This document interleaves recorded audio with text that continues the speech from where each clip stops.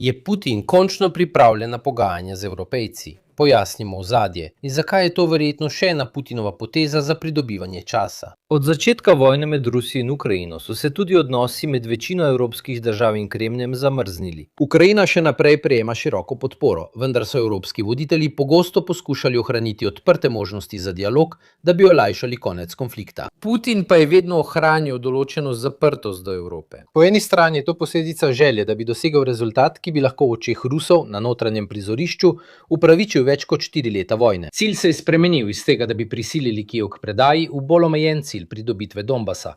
Nobena evropska država pa nima namena žrtvovati mednarodnega prava in ukrajinske suverenosti. Po drugi strani, Putin evropskih držav ne smatra za neodvisne, ampak za vazale Združenih držav Amerike. Torej se lahko z Evropo pogaja šele kasneje, ko bo dosegel dogovor z Združenimi državami Amerike in premagal odpor. Odkar je Donald Trump postal predsednik, so se Združene države Amerike in Rusija ponovno zbližale glede številnih stališč v Ukrajini. Vendar dogovora vseeno niso dosegli, ker Ukrajina nikoli ni popustila ruskih pogojem in je našla podporo pri Evropi.